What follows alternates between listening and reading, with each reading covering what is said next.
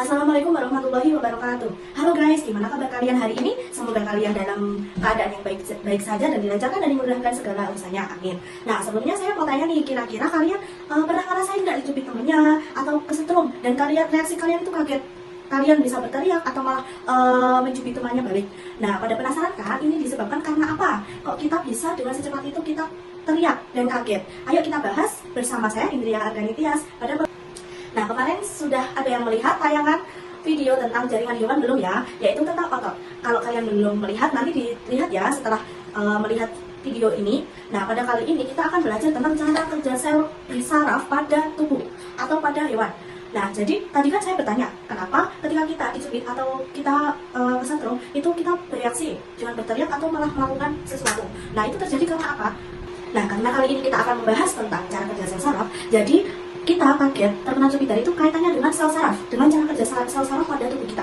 Sebentar, kok bisa ya sel saraf itu memberikan rangsangan secara begitu cepat dari otak menuju sel saraf lainnya? Nah, kita akan bahas bersama-sama di sini. Sebelum kita lanjut ke cara kerja sel saraf, kita ketahui dulu bagian-bagian pada sel saraf, yaitu ada jaringan saraf. Jaringan saraf tersebut menghantarkan impuls dari alat-alat indera ke pusat saraf, otak dan sumsum tulang belakang, serta menghantarkan impuls dari pusat saraf ke organ lainnya. Jaringan saraf tersusun atas dua macam sel, yaitu ada neuron yang disebut sel saraf, dan ada neuroglia yang disebut dengan sel penyokong. Nah, kemudian bagian-bagian pada sel saraf yaitu ada badan sel, dendrit, akson, selubung mielin, sel squamous, dan nodus ganglion. Nah, kita bahas satu persatu ya. Badan sel merupakan bagian utama dari neuron. Fungsi badan sel adalah menerima impuls dari dendrit.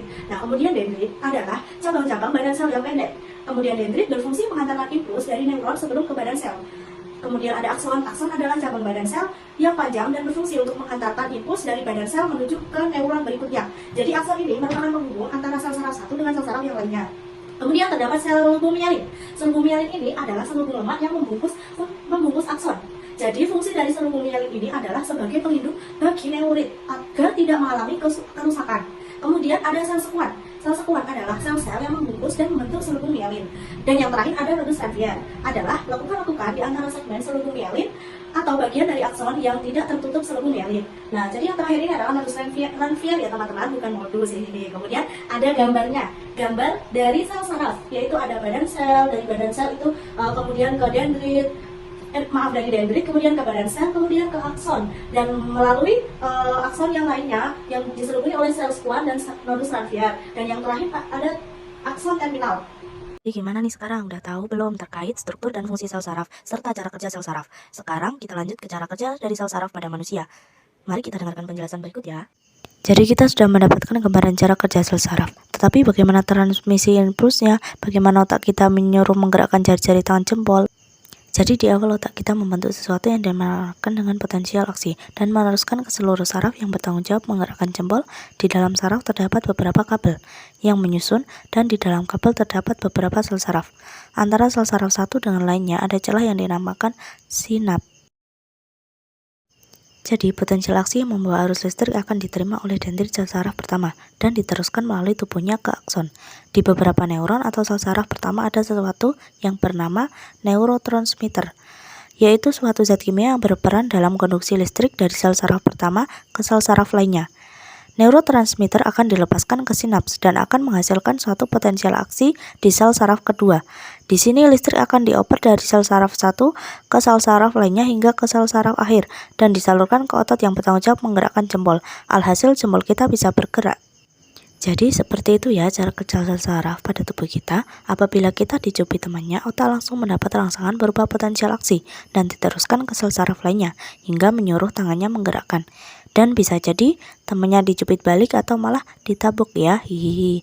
Makanya jangan suka jahil sama temennya ya, nanti kena balasannya loh.